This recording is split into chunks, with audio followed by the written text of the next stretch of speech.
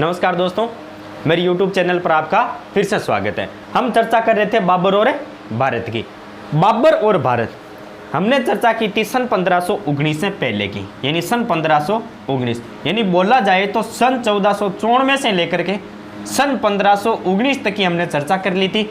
आज हम चर्चा करेंगे सन 1519 के बाद, यानी सन 1519 के बाद, सन 1519 से लेकर के सन 1526 और सन 1526 से लेकर के सन 1530, इतनी हम चर्चाएं आज की क्लास में करेंगे। देखो, हमने जहां तक चर्चा की थी वहां तक ये चर्चा की थी कि बाबर जब भारत आया था पहली बार, वो आया था, मैंने आपको बताया था कि बाजोर और बेहरा पर उन्होंने आक्रमण किया था। और ये भी मैंने इंपॉर्टेंट क्वेश्चन बताया था कि बार बार बहुत से पेपर के अंदर पूछा जाता है कि भारत के अंदर सबसे पहले किस आक्रमण के अंदर या फिर किस युद्ध के अंदर तोपों का प्रयोग हुआ। तो याद रखना, सबसे पहले आक्रमण यदि नाम आ जाए तो वो होगा बाजोर और बेहरा। सन 1519 में बाबर ने किस कारण किया था, तो वो कारण याद रखना कि यूसुफजाई जाति का पतन करने के लिए बाबर ने सन 1519 के अंदर बाजोर और बेहरा के किले पर आक्रमण किया था। नंबर एक बात। नंबर दो, सन 1526 का जो पानीपत का युद्ध हुआ था, उस युद्ध के अंदर भारत के अंदर युद्ध के अंदर सबसे पहले तोपों का प्रयोग किया गया था। चलो, आज हम जिस पर चर्चा करेंगे वो बातें इंपॉर्टेंट है, कहीं ना कहीं एग्जाम का पार्ट बन सकती है। यदि आप किसी कॉलेज की तैयारी के अंदर हो तो वो आपके लिए इंपॉर्टेंट है, क्योंकि कॉलेज की तैयारी के अंदर पेपरों के अंदर थ्योरी लिखनी पड़ती है और थ्योरी के अंदर वही छोटी छोटी बातें लिखी जा सकती है। और जो आजकल का पैटर्न है वो मैंने बोला था कि क्वेश्चन डीपली से डीपली, यानी आंतरिक रूप से क्वेश्चन उठाए जाते हैं। तो देखो, 1519 के बाद बाबर सन 1524 तक, 19 से लेकर के 24 तक बार बार पंजाब पर आक्रमण कर रहा था। लेकिन बाबर को यह पता नहीं था कि भारत की केंद्रीय सत्ता कहां पर चालू होती है। उसी समय बाबर को एक बहुत बड़ा मौका मिलता है भारत के अंदर आने का। क्या स्थिति रहती है जान लीजिए। देखो, आगे बढ़ने से पहले भारत का स्थिति और विस्तार किलोमीटर वगैरह में नहीं देखना है। स्थिति और विस्तार के अंदर हमें केवल इतनी चीज देखनी है कि भारत पर केंद्रीय सत्ता कहां थी या फिर भारत की मेन सत्ताएं कहां से चलती थी। अब देखो, उस समय जब भारत पर अधिकार था वो था लोधी वंश का। किसका था? लोधी वंश का। और लोधी वंश का अंतिम सम्राट था इब्राहिम लोधी।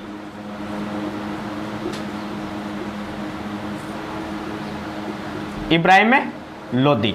देखो, लोधी वंश यानी दिल्ली सल्तनत का लोधी वंश के अंदर जो अंतिम सम्राट रहा था वो रहा था इब्राहिम लोधी। अब बात करते हैं, उस समय भारत की जो स्थिति है वो स्थिति चल रही थी मुख्यतः दो भागों के अंदर। एक तो चल रही थी दिल्ली और दूसरी चल रही थी आगरा। दिल्ली और आगरा। एक छोटा सा नाम और आएगा जो बार बार हमें परेशान करेगा, पढ़ लेते हैं। पंजाब, क्योंकि बाबर बार बार अटैक कहां कर रहा था? पंजाब पर। यानी सन 1519 से लेकर के सन 1524 तक वो टोटल 4 बार आक्रमण कर चुका था। वो कहां पर किया था? पंजाब के अंदर। इस व्यक्ति का नाम आप याद रखना। और बाकी राजस्थान के संदर्भ में भी एक आएगा, राणा सांगा। देखते हैं। देखो, दिल्ली पर उस समय अधिकार था वो था इब्राहिम लोधी।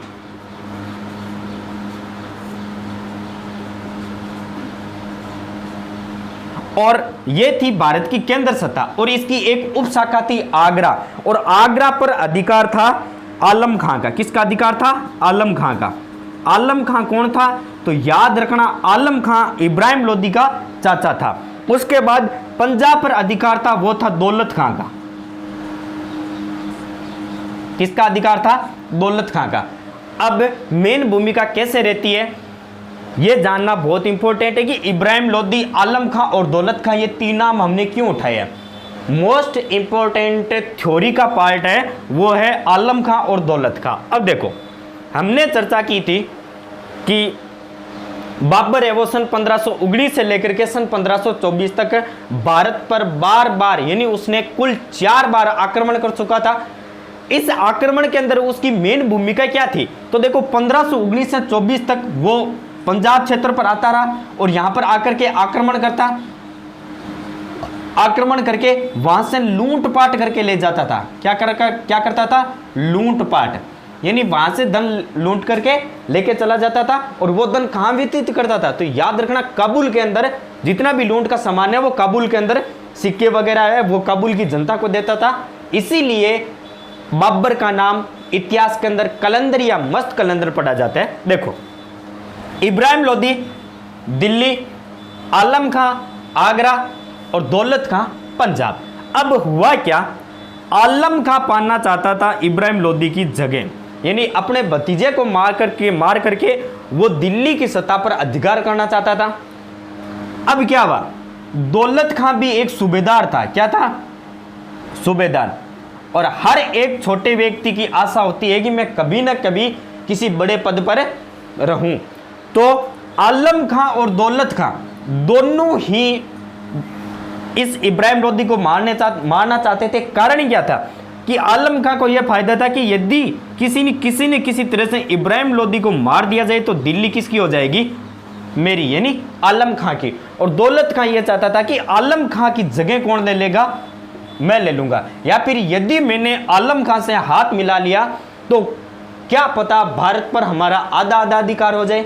देखो क्या हुआ क्या, ये भी चोर, यानी आलम खां भी चोर और दौलत खां भी चोर। तो चोर हमेशा मौसेरे भाई होते हैं और दुश्मन का दुश्मन क्या होता है? भाई होता है, दोस्त होता है। दौलत खां और आलम खां आया दौलत खां के पास। किसके पास है? सॉरी, दौलत खां आया आलम खां के पास और उसने कहा कि भाई जो तेरे दिमाग में चल रहा है वही मेरे दिमाग में चल रहा है। अब शुरुआत चाहे आप करो चाहे मैं करो, बात एक ही है और हम दोनों का मेन लक्ष्य है इब्राहिम लोदी को मारना, यानी इब्राहिम लोदी को मार करके दिल्ली की सत्ता को प्राप्त करना। अब आलम खां ने कहा कि भाई मारना तो है, लेकिन इसको मारने के लिए हमें कोई ना कोई आदमी चाहिए, यानी किसी न किसी रूप से हमारा कोई ना कोई साथ देने वाला हो। तो उस समय ये भारत के अंदर जो सबसे ताकतवर राजा था वो था राणा सांगा।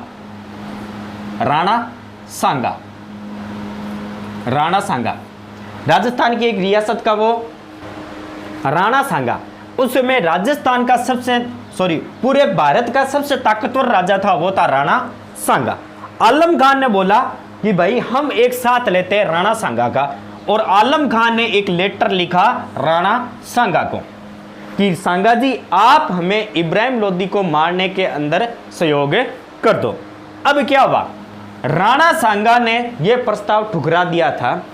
राणा सांगा ने अपने दोस्तों से बात की तो राणा सांगा ने कहा कि नहीं, मुझे ये नहीं करना। यदि मुझे पूरे भारत पर अधिकार करना होता तो मैं 1517 और 18 के अंदर इसको 2 बार हरा चुका हूं। मुझे ये प्रस्ताव मंजूर नहीं है। इनके प्रस्ताव खारिज होते गए। फिर क्या हुआ, दौलत खान ने बोला कि मेरे पास एक आइडिया और है, और वो क्या है कि हम एक लेके आते किराए का गुंडा, उसको पैसे दे देंगे, वो जाने उसका काम जाने, हमें उससे कोई मतलब नहीं है। वो इस इब्राहिम लोदी को मार करके चला जाएगा और हम उसको कुछ दे देंगे पैसे। अब क्या हुआ, जैसे ही किराए का गुंडा नाम याद आया तो दौलत खान ने कहा कि मेरे पास एक आदमी है जो हमारा ये काम कर सकते हैं। क्योंकि दौलत खां कहां का सूबेदार था? दौलत खां कहां का सूबेदार था? पंजाब का सूबेदार था। और पंजाब पर बार बार आक्रमण कौन कर रहा था? बाबर। ना ही तो बाबर ने पंजाब की रियासत को लिया था, बार बार आक्रमण करके वहां से लूटपाट करके चला जाता था। इसका मतलब बाबर 1526 से पहले भारत की रियासत के अंदर किस नाम से जाना जाता था? लुटेरा। किस नाम से? लुटेरा। यानी दौलत खां क्या सोच रहा था कि बाबर एक लुटेरा है और इसको यदि हम कुछ बड़ा लालच देंगे तो वो इब्राहिम लोदी को मार देगा। अब क्या हुआ, दौलत खान ने पत्र लिखा बाबर को। अब क्या हुआ, आलम खान ने बोला कि चल उसका नंबर दे, कॉल किया जाए बाबर को। दौलत खान कहा भाई नंबर तो मेरे पास नहीं है लेकिन इसका एड्रेस है। तो कहा चलो ठीक है, इसका एड्रेस पता वगैरह निकाला और इसको एक लिखा पत्र, और पत्र के अंदर इसने पूरी की पूरी रामायण बोल दी थी कि भारत की केंद्रीय सत्ता चलती है दिल्ली से, और दिल्ली पर एक आदमी निवास करता है जिसका नाम है इब्राहिम लोदी। क्या नाम है? इब्राहिम लोदी। अब क्या हुआ, इस बात का जैसे ही ये पत्र पहुंचा बाबर के पास, किसके पास पहुंचा? बाबर के पास, तो बाबर फूले नहीं समा रहा था, यानी बाबर बहुत खुश हुआ। रीजन क्या था बाबर के खुश होने का? तो मैंने बताया था रीजन का, क्योंकि बाबर बार बार अटैक कर रहा था भारत पर, लेकिन उसको किस बात का पता नहीं था कि भारत पर केंद्रीय सत्ता कहां से चलती है। वो काम किसने कर दिया था? दौलत खान ने। तो बाबर ने कहा कि भाई चलो ठीक है, आप तैयारी करो, हमें आ रहे हैं। थोड़े दिन बाद बाबर का वापिस 1-2 दिन बाद पत्र आया दौलत खां के पास है। तो बाबर ने क्या कहा कि चलो मैं जिस व्यक्ति से लड़ने जा रहा हूं उस व्यक्ति की स्थिति तो देख ले, वो कितना ताकतवर है, उसके पास कितनी सेनाएं हैं। बाबर ने, दौलत खां ने कहा, बाबर ने पत्र लिखा दौलत खां को कि भाई तू किसको मरवाना चाहता है? बोला कि मैं इब्राहिम लोदी को मरवाना चाहता हूं। उसके पास सेना कितनी है? तो दौलत खां की कुछ नहीं है, ज्यादा नहीं है, उसके पास 5 लाख सेना है। कितनी सेना है? 5 लाख। लेकिन बाबर के पास कितनी सेना थी? बाबर के पास वहां तक मात्र 25,000 सेना थी। कितनी थी? 20 से 25,000। बाबर ने कहा रे बेटी का कार्ड है, मैं मरनो सी तो फरगना में मर जाऊं, मन बड़ दिल्ली यार मरनो जरूरी थोड़ी है, कट 25,000 कटे 5 लाख। दौलत खां बोले अरे नो टेंशन रख, मैं तेरे सागा नहीं। बाबर क्यों रे, तू मेरे सागे है, तू मेघनु सहायता केन ले रही है, तू अकेलो ही काम कर ले।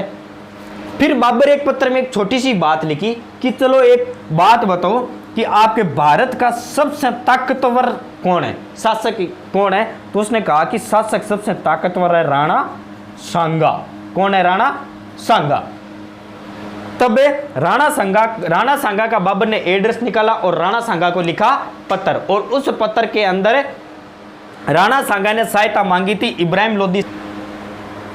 देखो अब बात आती है राणा सांगा और बाबर।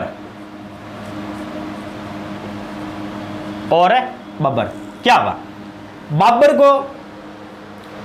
बाबर को पता था कि यदि हमें अब इब्राहिम लोदी से लड़ना है तो हमें कोई ना कोई ताकतवर राजा चाहिए।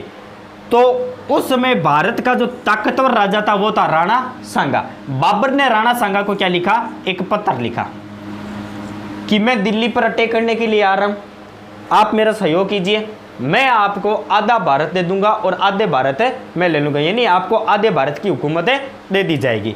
राणा सांगा ने यह बात बताई अपने दरबारियों को या फिर अपने सूबेदारों को। अपने सूबेदारों को यह बात बताई कि भाई एक फरगना से शासक आ रहा है और ये बोल रहा है। एक बार तो कहा जाता है कि राणा सांगा ने इसके लिए हाँ कर दी थी। फिर क्या हुआ? एक मोस्ट इंपॉर्टेंट क्वेश्चन आता है कि राणा सांगा और बाबर के बीच जो पत्र व्यवहार हुआ था, वो पत्र व्यवहार किसने करवाया था? वो करवाया था सिलीदी तंवर ने। किसने करवाया था? वो करवाया था सिलीदी तंवर ने। देखो राणा सांगा और बाबर के बीच जो फर्स्ट पत्रचार हुआ था उसके अंदर राणा सांगा ने कर दी थी हाँ पीस। इसके दरबारियों ने कहा कि महाराज आप किसके विरुद्ध लड़ रहे हो? इब्राहिम लोदी के विरुद्ध।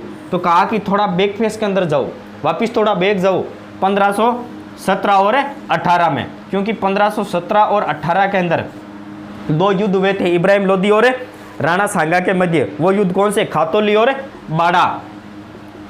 खातौली और बाड़ा। इस खातौली और बाड़ा के युद्ध में राणा सांगा ने इब्राहिम लोदी को 2 बार हराया था।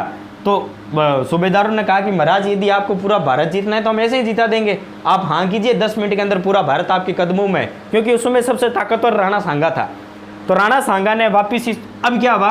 राणा सांगा ने पत्र लिखा, लेकिन पत्र लिखने से पहले बाबर रवाना हो चुका था भारत। कहाँ पर रवाना हो चुका था? भारत। अब बाबर जनवरी 1526 के अंदर आ जाता है पानीपत यानी हरियाणा के मैदान में, और फिर एक बहुत बड़ा युद्ध होता है पानीपत का प्रथम युद्ध। इसकी चर्चा करेंगे अगली क्लास में। पानीपत का युद्ध, खानवा का युद्ध, चंदेरी का युद्ध, गागरोन का युद्ध, इन सब की चर्चा करेंगे अगली क्लास में। तो फिर मिलेंगे अगली क्लास में, लेकिन उससे पहले जितने भी विद्यार्थी देख रहे हैं कृपया वो इस चैनल को शेयर करते रहिए ताकि मुझे 1000 सब्सक्राइबर मिल चुके। तो अब मिलेंगे अगली क्लास में। जय हिंद, जय भारत।